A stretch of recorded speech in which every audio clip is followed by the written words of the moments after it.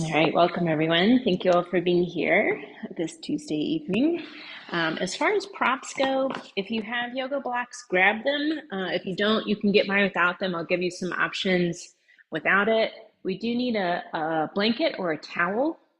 We are going to be starting in a chest stretch position with a rolled blanket underneath the head and the spine. You can also do this with a foam roller. It's usually a little bit more intense of a stretch. So if you'd like that, you can grab your foam roller for that purpose instead of using the blanket roll. You might need a strap for the quad stretch we're going to do, but that's only if you just have trouble reaching back to find the foot or it's painful in your knee to do it, then grabbing a strap for that purpose. And since we have a few new people, I'll go through the whole spiel of reminders and about mindfulness. So yoga is a mindful movement practice, and the mindfulness comes in the fact that we are tuning into what the body is telling us. So instead of how other movement practices sort of encourage you to ignore the pain and push past it or push through it, this is listening to the body's signals, which could be pain or discomfort. It could be feeling stretch in the muscles. It could be feeling the muscles engaging or working or strengthening and stabilizing. It could be the muscles relaxing, releasing. If you're feeling pain or discomfort, those are reasons to change this practice, modify, adapt the poses I'm offering, or do something completely different. And I offer some of those as we go. If I don't offer what you need, please take what you need. That could be including coming into a resting position, or sometimes just sitting back and observing and maybe joining in a little bit later, or maybe at another practice or the recording of this practice. So we are starting in a position on our backs using the blanket roll here. So I have my blanket in that long rectangular position, and we're rolling it up from the long side. So you make a long, skinny roll here, and we're going to be lying on that face up. So my blanket is long enough that I can sit on the end, lie back on it, and my head is still supported. So if yours is shorter or you're very long torsoed, make sure the head is supported on here. If the hips are a little bit lower, it's probably okay. Or find another blanket or a pillow to put underneath your hips. And I have my knees bent, and that just feels more comfortable to my lower back. And I'm in sort of a knock-kneed position to make me feel less tippy side to side. And then letting your arms come out to the sides with the palms facing up. So the blanket roll is a little bit gentler of a chest opening position than if you were to use a foam roller. For some of you, the foam roller might be okay, might be enough, but we're going to keep it gentle here at the very beginning. So we're just letting prop and gravity do the work of pulling the shoulders towards the floor, the backs of the shoulder blades releasing towards the earth, kind of wrapping around that roll. You might close your eyes here. We'll be here for a few minutes, so there's nothing you need to see. And take these first few moments to bring your attention to your breath. So we go through most of our days, most of the day, without being conscious of the breathing, and that's for good reason. You don't need to take cognitive thought to breathe. Your body knows how to breathe itself, but here, the foundation of this practice is the breath. So we're starting to observe it here. The inhale, the exhale, and how it feels in the body. What's happening? Belly, chest expanding, retracting, contracting rather.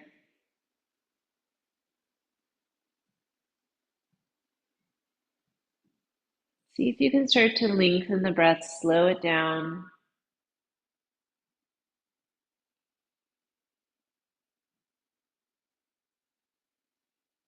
Breathing through the nose, both inhale and exhale.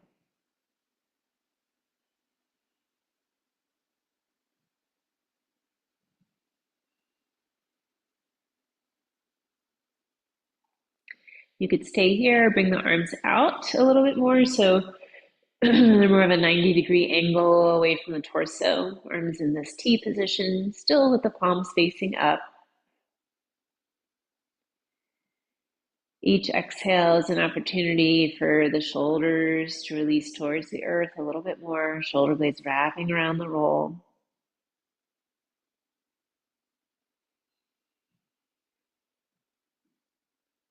So in these positions, not only are we starting to open and stretch through the chest, releasing tension in the muscles that run between the shoulder blades and spine. Here in the straight arm position, we are stretching through the pec major muscles, so the larger chest muscles. And if you feel like you can, bend the elbows here. So you're in this sort of cactus arm or W arm position. Palms are still facing up. This position is starting to stretch the pec minor muscles, so smaller ones under the pec major that run a little bit more vertical rather than horizontal. And if you got here and the backs of the hands are not resting on the floor, you might need to straighten the elbows a little bit, letting the backs of the hands rest here.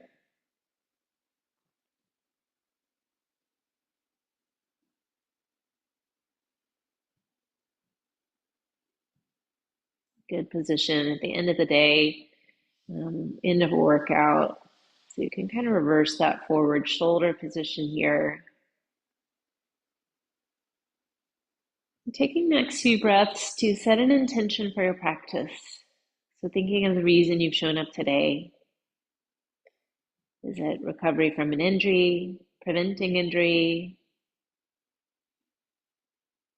Is it just to feel better? Is it to quiet your mind? Whatever your reason, bringing this thought, this intention to the front of your mind. And breathe with intention.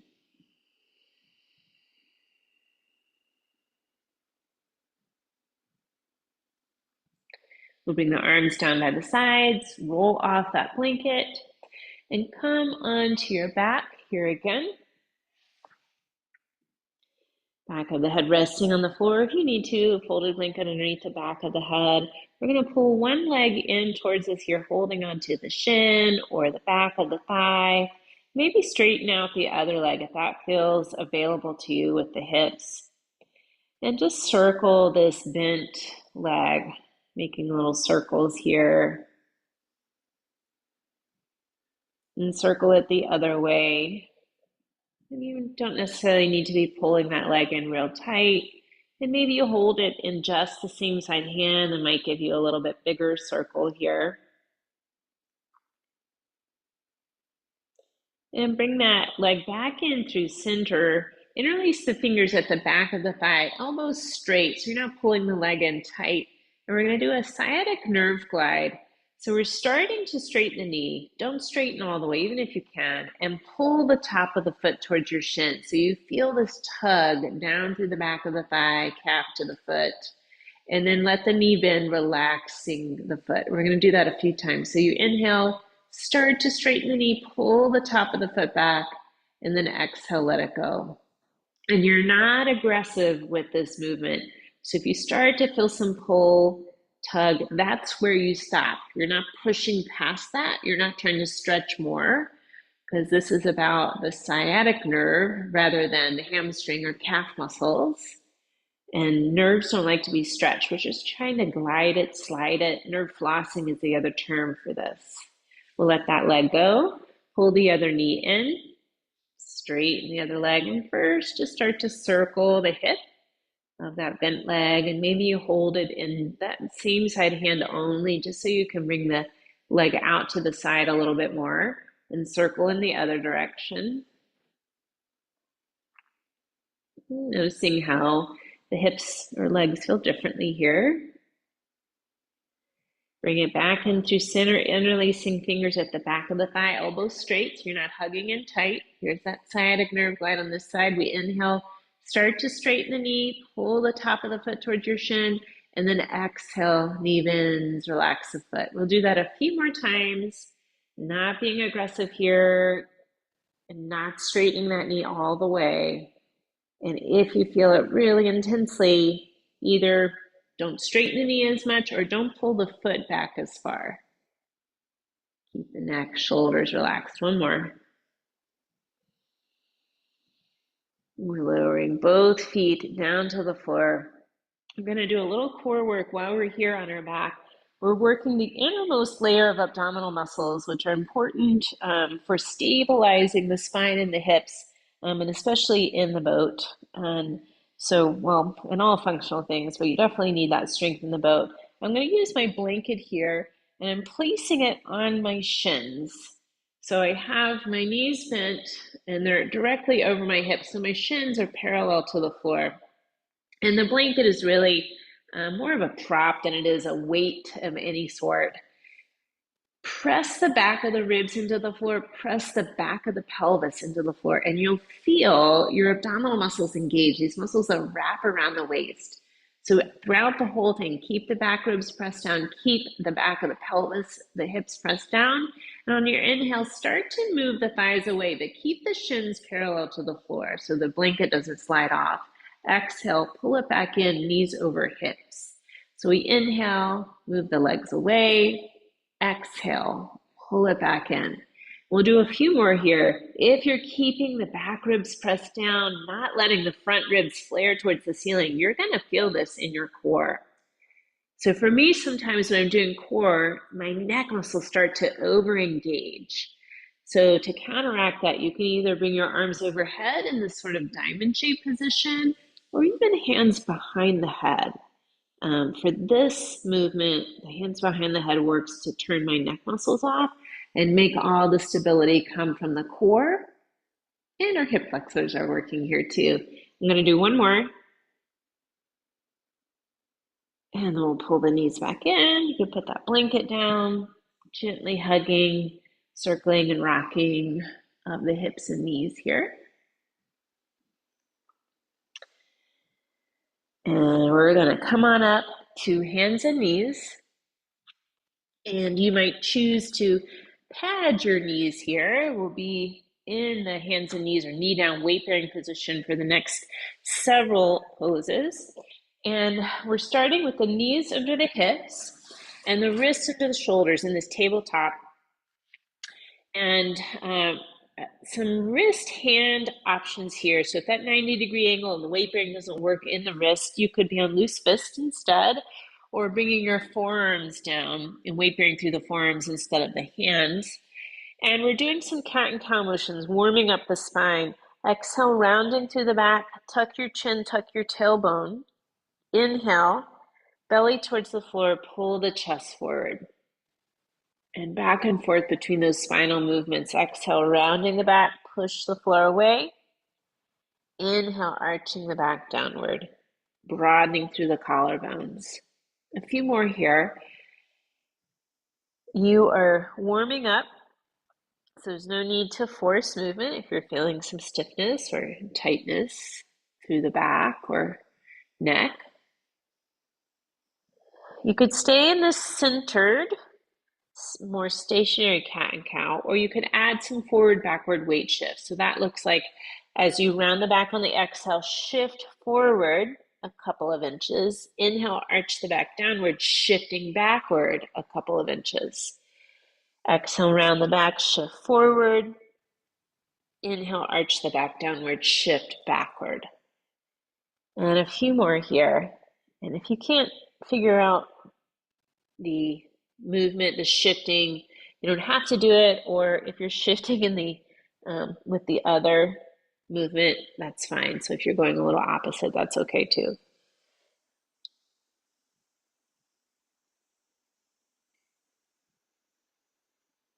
We'll bring this back into that centered, that tabletop position, working a little bit more here on the core. This is also hip stability, which is important in stabilizing the boat. So again, we're weight bearing through both hands or both arms. So if you need to take a break, come onto your forearms or forearms on the floor. Firm your belly. Make a solid wall of your abdominal muscles here. These are the same muscles we just used in our back, here in a different position. We're reaching one leg back and the toes are pointing straight down towards the earth. Now focus on keeping the hips really level as opposed to the weight-bearing one sinking out or the lifted one opening out. We're moving this lifted leg in a sort of rainbow arcing movement. So I'm going to cross that leg over. So it's going to tap down outside of my mat. And then I lift it up and tap it, foot tap down to the other side. So I inhale, tap the leg across, exhale, lift up and over, tap it out to the side. And a couple more here. Try to keep the hips really stable and level as opposed to that kind of swishing sideways of the hips. And you'll end up working outer hip muscles and the core. All right, lower that knee down. Taking a break here, whether it's coming back to sit on your heels or stand on the knees or finding a child's or a puppy pose, maybe shake out the wrists or roll your shoulders. And of course, we're going to do the other side. So it's all about control and stability. It doesn't have to be a big movement, and certainly not making it fast is going to be helpful for that. Firming the belly, lengthen the spine so the tailbone reaches back and the top of the head reaches for it. So now we start to work some of the spinal stabilizing muscles here. Reach the other leg back. All right, keep those hips really level. We're inhaling to cross the leg over, tap the foot down. Exhale, lift it up and over, tap it out to the side. And just moving here, it's really just the leg that's moving, right? That lifted leg, everything else trying to be as stable as possible. Keeping that gaze straight down so you don't need to look at the foot, right? You should be able to feel and tell what it's doing without that visual confirmation. All right, we're going to lower the knee down, finding a child's or a puppy pose. So child's is hips over heels, forehead down. Puppy is hips over knees, forehead down. Now puppy, as an alternative to child, if you have osteoporosis or even osteopenia of the spine, herniated disc in that lumbar spine, or it's just more comfortable to the hips and knees to be here. So there's less compression in this pose. So it can be useful if you're working through some of those other conditions or working with them. So from puppy or child's, we're adding a side bend here. So I'm going to lift my head, walk the arms over to the left side, and lower the head back down. If the head doesn't rest easily, put the left hand or even a left fist underneath the forehead, but stretch through that right arm. We start to stretch through the lats here. Maybe even a side low back, waist muscles, and even some of the breathing muscles. So notice here what the inhale and exhale does to the stretch.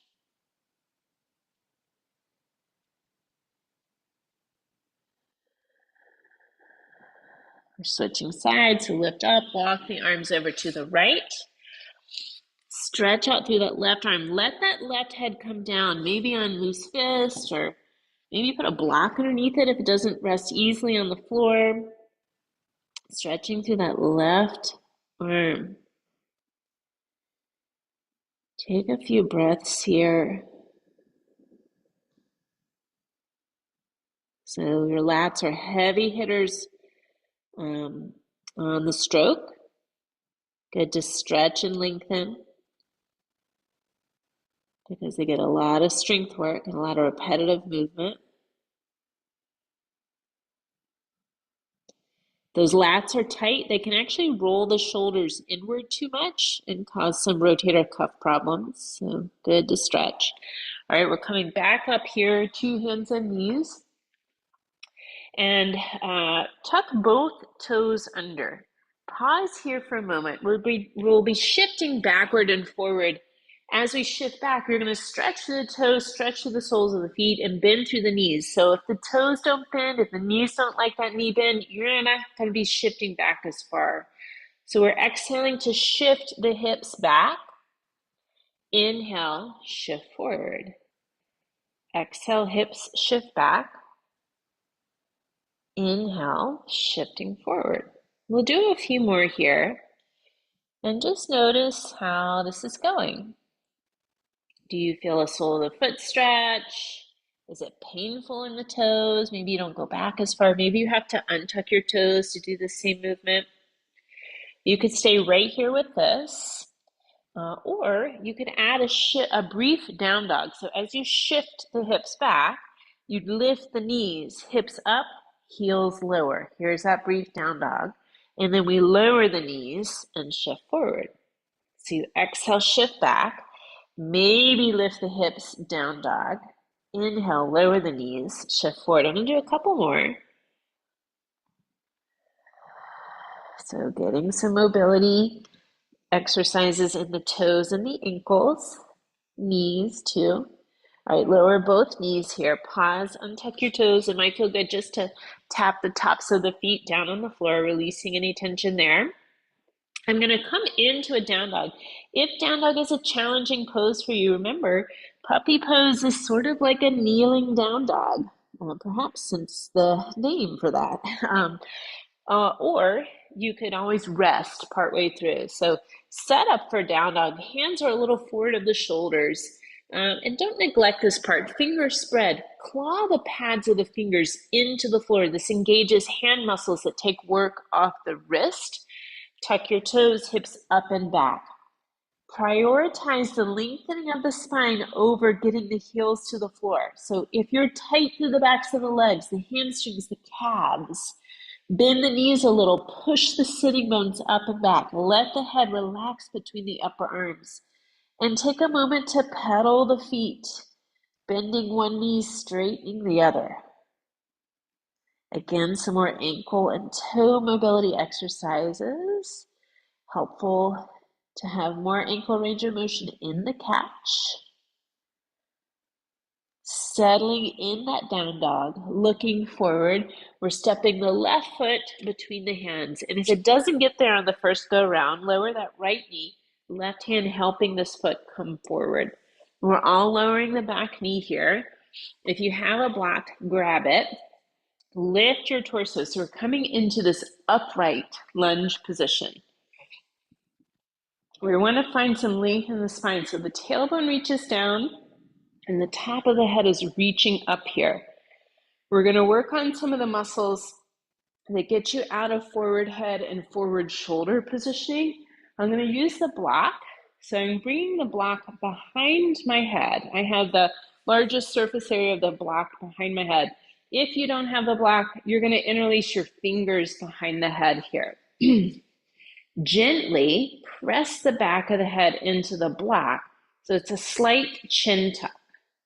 I'm going to pause and just turn so you can see me here from the back. So you press the head back. You're not looking up. The gaze is at eye level. See if you can keep the chest open here. Release the muscles that run between the neck and shoulders. Let them kind of slide away. Take a few breaths here.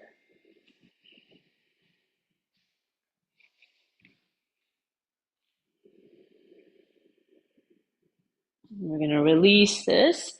Bring both hands down around your front foot and step this back into a plank. Lower both knees. Now keep the core tight like you're holding plank as you lower all the way down to the ground. Once you're down, pull the shoulder blades towards the spine and the back waist. Lift the head and chest. This is low cobra. Keep that neck long. You could stay with this or press higher, pulling that chest forward. Tuck your toes. We're making our way to down dog. Maybe you go through hands and knees like we did in the warm-up, or pull that low belly in, push your hips up and back for the down dog. Take a few breaths, spine long. Maybe that little bend to the knees. Perhaps you add a few more pedals of the feet, or you shake that head out a little bit, releasing neck tension, jaw tension. Settle into the down dog. Bring that right foot forward. It might need some help to get there. There's no rush. Lower that back knee. Lift the torso. Coming into this upright lunge. Tailbone lengthens towards the earth. It starts to level the pelvis, reach the top of the head up towards the sky. Either interlace fingers or the block behind your head. Gently push the back of the head back. Slight chin tuck. It's not dramatic. Gaze is at eye level. See if you can release that tension in the muscles that run between neck and shoulders. Take a few breaths here. So we're strengthening some of the muscles that get you out of that forward head position. We're opening through the chest as we strengthen these muscles between the shoulder blades.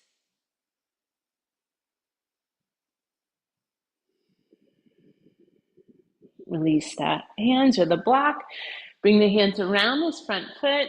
We're lifting that back knee and step it forward into a forward fold. Now listen for your options here. You can have the ragdoll version, knees a little bent, upper body draped over lower body here. Or if you have osteoporosis, herniated disc, really tight hamstrings, here's your option. Or you're nursing a hamstring injury, here's an option. Feet wide, butt back, forearms on your thighs. So here the spine stays long, no compression there, a little less intense on the hamstrings. Perhaps we're going to stay here for a few breaths. So maybe you add a little forward, backward weight shift or side to side.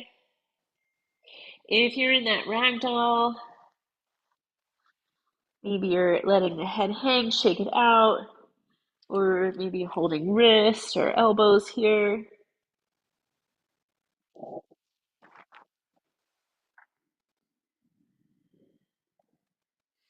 Bring that weight shift back to center, bend the knees, strong legs. Inhale, rise up to stand, reaching up. And then exhale, hands to prayer here at your heart. We're going to release the arms here, roll the shoulders, shake out your hands. Move that blanket out of the way. So often when I see in my clients who are rowers, or a lot of kind of tight shoulder, neck, forward head, forward shoulder positioning. So we're working on those things to kind of open up a little bit more. And sometimes it helps just to warm up the whole spine. So we're going to do a little bit more cat and cow motions, but here from standing. So you're going to have your feet shoulder distance or hip distance, whatever is the most comfortable. Put a little bit of a bend here in your knees. And then bring your hands down to the knees. So lower body's going to stay here. Hands will stay here for now. And we're adding cat and cow motions of the spine. So exhale, round the back, tuck the tailbone, tuck the chin. And then inhale, push the tailbone back, pull the chest forward. Exhale, round the back, tuck the chin, tailbone. Inhale, tailbone back, chest forward. Do a few more. So if you have osteoporosis, herniated disc, you're going to stay right here with this one. If you do not, and you'd like this version, drop the tailbone, and then we're going to round the spine, rolling up one vertebra at a time, head the last thing to come up into standing, and then we come back to it. So we bend the knees, butt back, sitting back. Drop the tailbone, exhale, round up to stand, restacking the vertebrae. Inhale, sit back, tailbone back. We'll do a few more. You could keep it at that more stationary cat-cow. We're adding this movement in.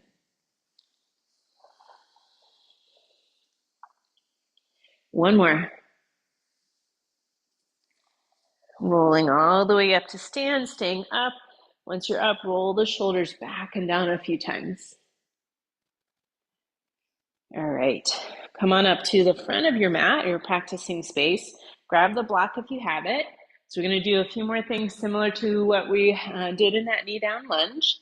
So starting here at the front of the mat, take a big to medium step back with this left foot for warrior one.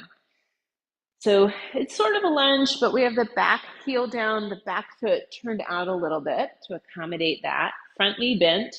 Now lengthen the tailbone straight down towards the earth and the top of the head up towards the sky. And this engages those core and the spinal muscles that we did in some of the core exercises on our back, our hands and knees. And then bring the block behind your head again, or those interlaced fingers here. Gently push the back of the head back, slight chin tuck, and then release the shoulders away from the ears. Take a few breaths. So we're not moving from here, just breathing, focusing on that lengthening of the spine.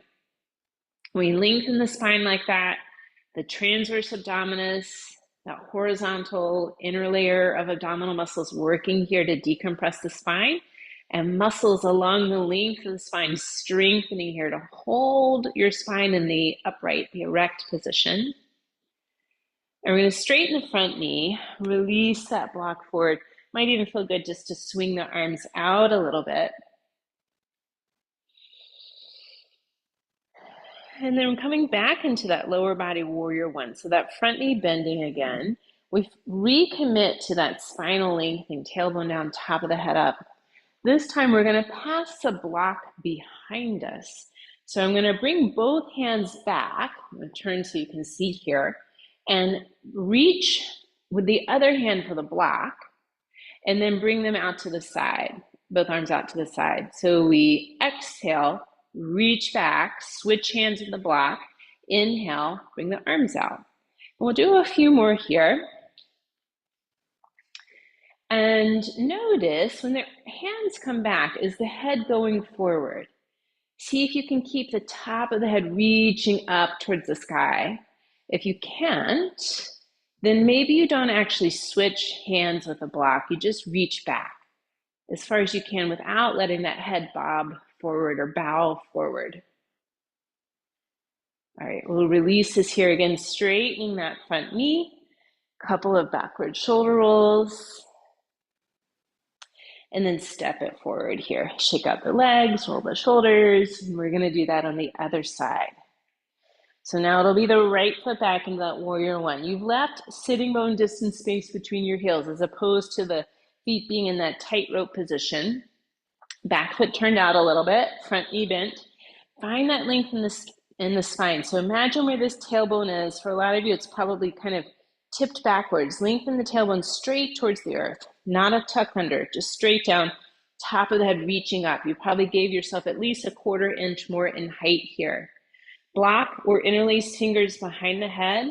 Gently push the head back, chin tuck. Maybe open the elbows a little bit more. Release the muscles that run between the neck and shoulders. Keep that length in the spine and breathe.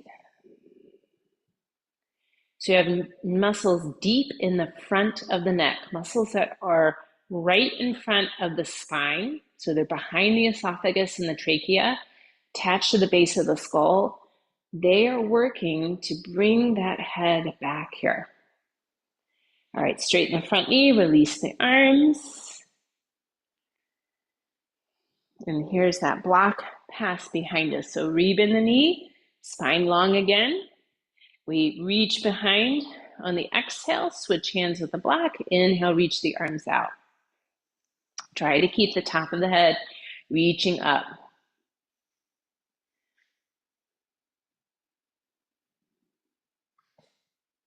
Doing a few more here, moving with the breath, chest opening, crown of the head reaching towards the ceiling.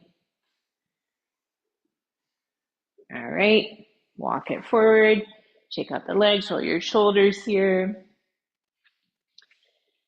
So we're gonna do one more here with the block. Again, having it behind our head, but this is gonna be about balance. So balancing on one foot, maybe 1.5 feet. Keep in mind, the squishier your surface is, the more challenging it is to balance. And the reason for that is the more squishy it is, the longer it takes for you to get the feedback of where your weight is shifting. And then you have less time to react. So firmer surface is always a little easier to balance. That's why sometimes those Hoka shoes aren't great for balance. They're good for cushioning the joints, but not for balance. You could also have one hand on the wall. We're going to have our hands behind again, so you could be having the elbow against the wall for this one. So bring one foot forward, spread the toes, place them down, spread out, shift your weight onto that foot. Now the other foot is back and the toes are down. Focus your gaze on the spot straight ahead. So the visual feedback, really important for balance. And you probably know that in the boat, having a visual spot, a gaze focus, helpful for keeping that boat balanced. We're going to bring the hands with a block behind the head, gently push back, should be familiar now. Relax those shoulders. You could stay here with the back toes down, or maybe you play with lifting them up. You can always put the foot back down. If you're feeling steady, you could add movement of this lifted leg. We inhale, bring that knee forward. Exhale, push the foot back. We'll do 3 more. Keep gently pressing the back of the head into the block. Feel how tall you are here when the head's not bowed forward. 1 more. All right, foot down, shake it out, roll the shoulders. And of course on the other side here. So other foot forward, spread the toes. Shift your weight onto it, focus gaze. Find that lengthened spine. That stacks head over shoulders, shoulders over hips, hips over the standing leg. Block or hands behind, gently press back, shoulders relaxed.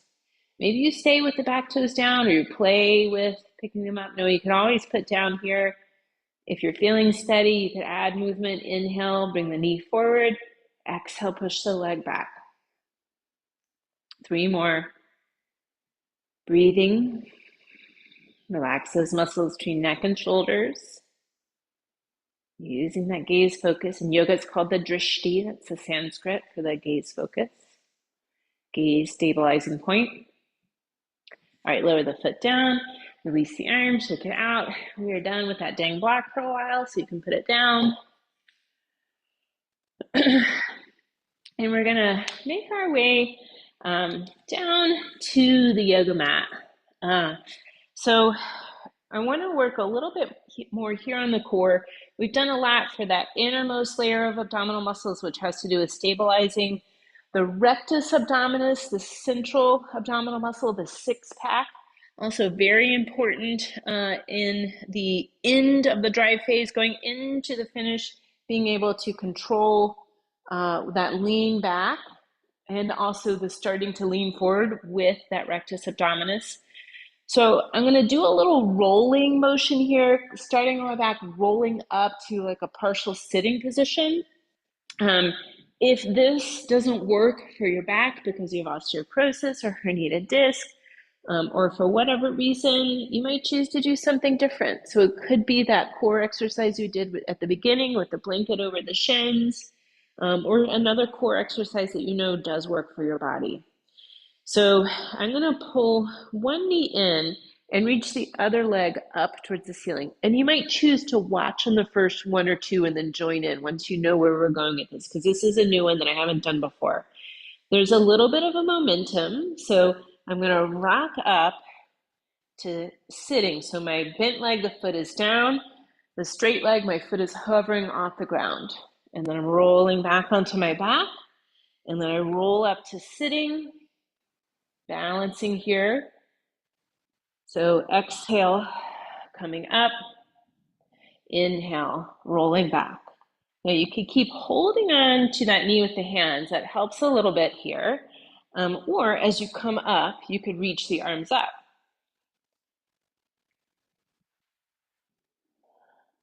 Couple more here. We are using a little momentum, but also using that rectus abdominis. All right, both legs out front, shake out your legs a little bit. And the hip flexors, which are important, they're gonna be helping you from that drive and starting to transition that torso forward. So we're gonna do the other side. So I'm starting on my back, pulling that knee in. The other foot is up towards the ceiling. Exhale, we're rocking up to sitting. I'm kind of hovering that straightened leg out and coming back. So exhale, upright. Inhale, onto the back. I'm going to do a few more. You could keep holding onto the shin. That makes it a little bit easier. Or as you come up, reach through your arms. So you're having to use a little bit more of the spinal muscles here.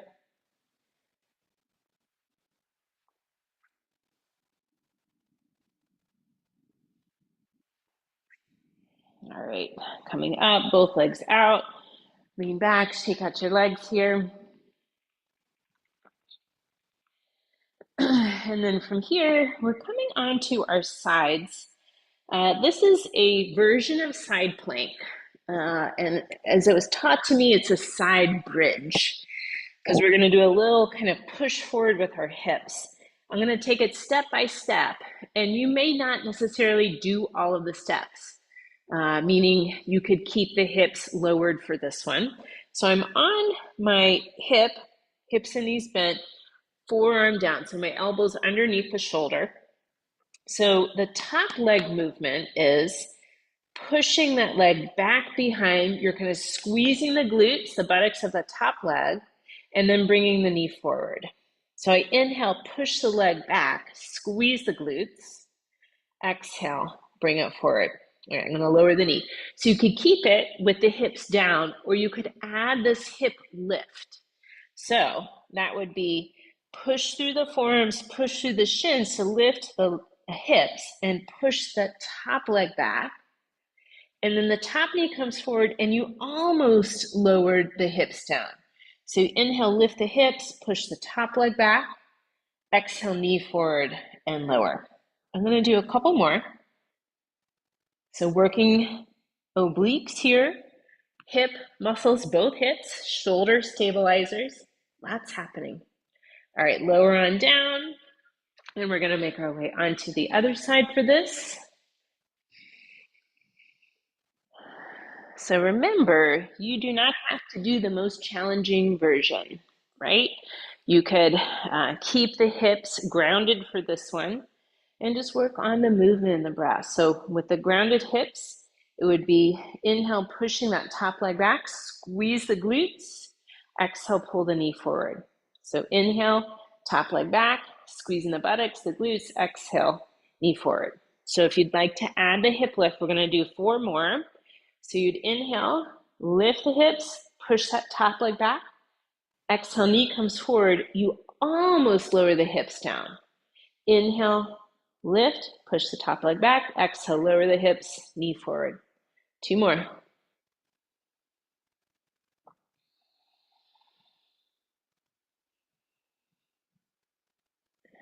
Lowering on down here. We're going to make our way onto our bellies. And maybe you rest your head on your hands. Then it might feel good to bend the knees, rock the legs side to side.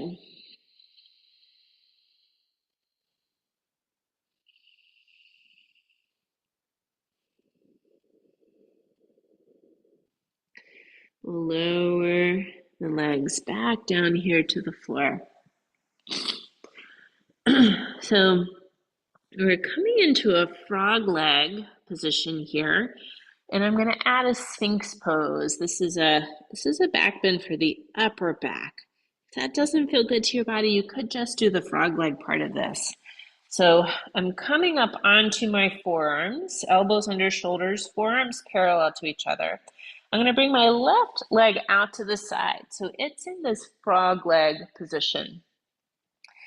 Press into your forearms, pull the chest forward and the neck long. And then look over the shoulder of that frog leg side. So I'm getting this right side abdominal stretch. Be gentle. If you've ever strained or pulled an abdominal muscle, it's very painful because it hurts like with every movement and every breath you take. So gentle here with the stretch. 1 more inhale.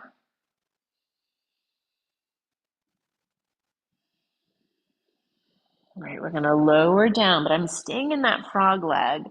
Roll onto your right side. So now my inner left knee and shin are on the floor, and I'm going to support my head with the arm or slide a pillow or block underneath. We're doing the quad stretch of this bottom leg.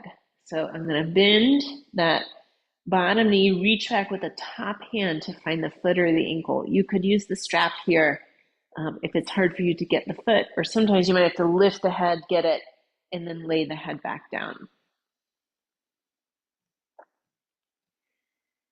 Taking a few breaths right here in that quad stretch.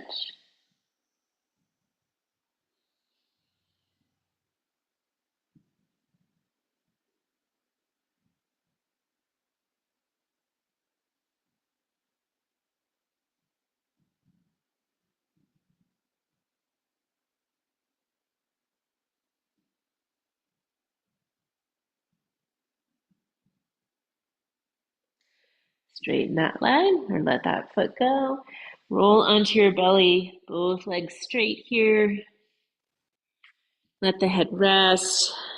Maybe you kind of shimmy the hips a little bit. And then we're going to do that frog leg sphinx on the other side. So coming up onto your forearms, elbows under shoulders, palms are flat. Press into your hands, your forearms, pull the chest forward, neck long. Right leg is coming out to the side in that frog leg. So my inner right knee resting here on the floor. And then very gentle, not a big turn to look over that right shoulder so you see that frog leg or in that direction. So you feel that stretch through the left side of the waist. Breathe. And you might have to work for the breath a little bit here. Not only are we stretching through abdominal muscles, you're pulling a little bit here on the diaphragm attachment on that left side. Sort of collapsed through the lower part of the lungs on the right. Bring that head back to center. Keep the frog leg, but lower that torso down. Roll onto the left side. Now my inner right knee and shin are resting on the ground. I'm supporting the head with the arm or sliding the block or pillow under there works well too. Quad stretch for the bottom leg. So I'm going to bend that bottom knee, reach back with the top hand to find the foot.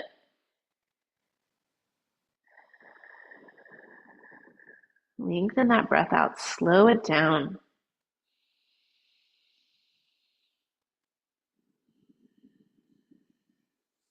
Probably say this in every Yoga for Rowers class, but perhaps one of the most important stretches that you could do on a daily basis is the quad stretch.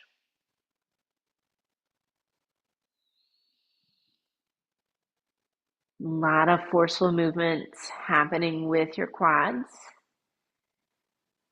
I bet you probably have the strongest quads of anyone you know other than any other rowers for the repetitive movements that you do.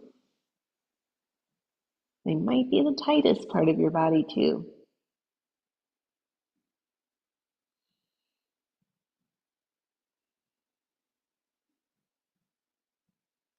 You're going to release that foot, roll into your belly. You could straighten that leg out. Bend the knees here, rock the legs side to side, a little windshield wiper motion happening. I'm sorry, y'all, my watch ran out of batteries. I'm having to look at the clock. Okay, we're going to lower or come onto our backs.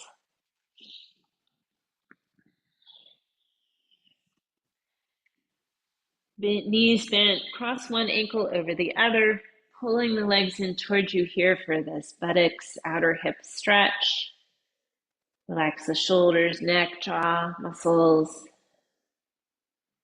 So for some of us, this is a really, like just getting that leg is enough stretch, or sometimes it's even too much. So some options to lessen the intensity of the stretch would be to put a block or two under that down foot and you kind of wedge yourself into this position. It also works if you have your foot like against the wall or right on the front edge of a chair. It's another good way to come into the stretch. We're just looking for sensation of mild to moderate stretch in the buttocks, outer hip. If it's feeling more intense, or certainly if it's feeling painful, you have pushed too far. And aggressive, intense, and certainly painful stretching actually backfires. So if you think going harder at the stretch is going to make you more limber, it actually tightens you up. There are little fibers embedded in your muscles, part of your nervous system, that when they detect being overstretched, when they detect you pushing past the point of comfort, it actually tightens up the muscle and protects you from tearing muscle fibers. So it makes you tighter actually. All right, switching sides. And you might notice a difference here side to side. And there could be reasons for the difference. Maybe that one side is an old injury. Maybe it's your dominant leg. Maybe you do a lot of driving, and often that hip can be tighter. Maybe that's the hip you got thrown off your horse and landed on. Maybe your hamstrings are tight and you're feeling your hamstrings in the stretch.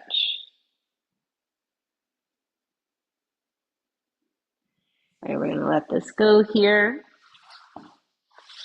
Pull both knees in towards you, arms out. Drop both legs over to one side. So we're coming into this reclined twist. Now, if you got here and you're like, whew, this is kind of intense, or you've kind of lost your breath, you could slide a block under your knees or even in between the knees or some other prop that can make this a little less intense. I'm going to bring the gaze up towards the ceiling or head turned away from the legs.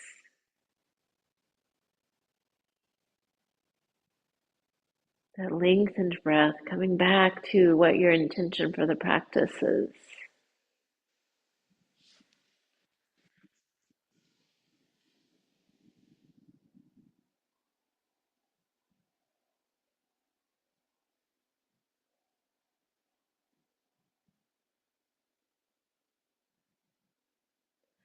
Pull the knees in towards your chest. Maybe hug in, rock, circle a few times, and then drop the knees over to the other side. Any adaptations of this or variations of this reclined twist, whether it's using a prop or changing it up, feel free to add. Gaze up or turned away from your legs. Slow that breathing down.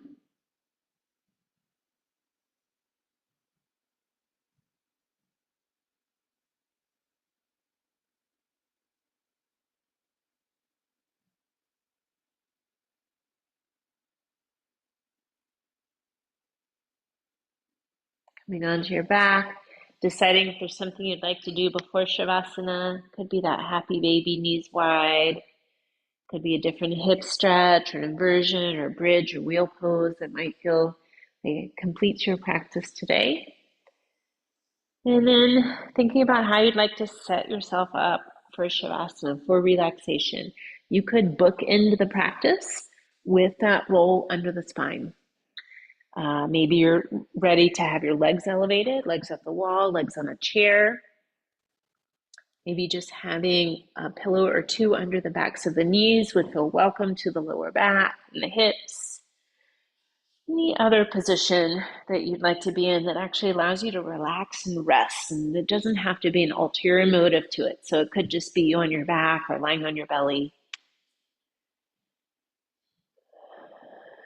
Wherever you've chosen to be, you could close your eyes, but it's not necessary if it feels uncomfortable.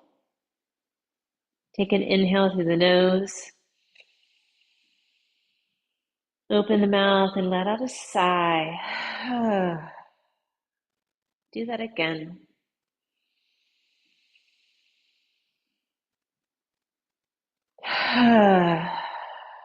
Let the breath go. So, no longer controlling the breath. Again, body knows how to breathe for you without your cognitive override. Let yourself rest for the next few minutes, remembering that rest is a time when your body heals, when you learn or incorporate or integrate new information. Rest for the next few minutes.